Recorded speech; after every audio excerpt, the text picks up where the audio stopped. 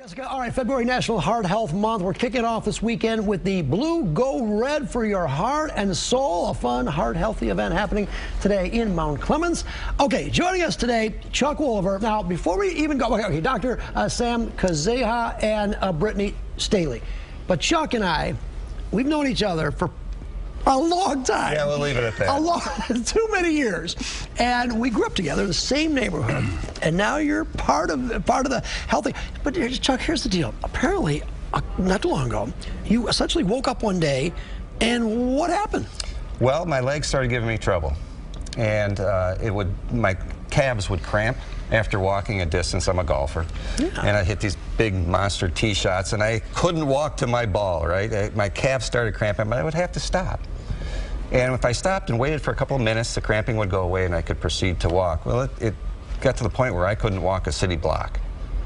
And that's when I seeked out some, medical assistance. Well, but you were so active. You were a good baseball. He was one of the best baseball players. He's a golfer, which amazing. Doctor, what did he have though? So when he came in, he was really complaining of what we call claudication. Claudication is a manifestation of peripheral arterial disease. That means a patient can walk but still have some cramping, indicative of most likely having blockages in the arteries of the legs. He's a young guy. Is this rare? Unfortunately, it's not as rare as people think. And peripheral arterial disease would be really a marker for heart disease.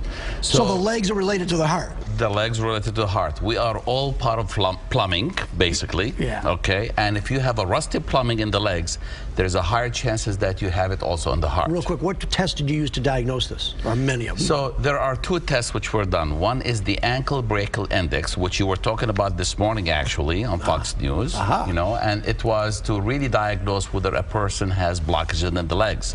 But more importantly, if they do, then they need to go through diagnostic procedures to look at the heart and make sure there are no blockages similar in the heart, which could be life-threatening. All right, checkups are the most important thing. Brittany, what's going on today in Mount Clemens? So today we are actually hosting a Blue Go Red event, and that spears off from our National Sorority, Zeta Phi Beta Sorority Incorporated, Eta Lambda Zeta in Mount Clemens, Michigan. So we have a lot of initiatives going forth with our sorority as we're approaching our 100th anniversary in 2020. And this has to deal with heart health, making sure that we're letting the community know what they should be doing to better themselves health-wise. We're going to put that information on our website. Chuck, let me get back to you here. You've got a book now, and you now are dedicated yourself to being a personal trainer, and you're going to walk around the country? Walk across America, Charlie. Wow. Is it all part of this book that you can get right now? It's definitely in the book on Amazon and Barnes & Noble. You can get that book, and it's a 3,000-mile trek. This was devastating to you, though, when you woke up, essentially, and you couldn't walk, right? It was devastating, and the big part of it was the heart. So I was a ticking time bomb and didn't even realize it. There were no symptoms to me for the heart. Surgeries you've had, too. You've had all kinds of stuff. 5 surgeries. Yep. It's all in the book. And a picture I'm in this book, apparently. I didn't know this. You just told me. I didn't know that. A picture of the old neighborhood. All right.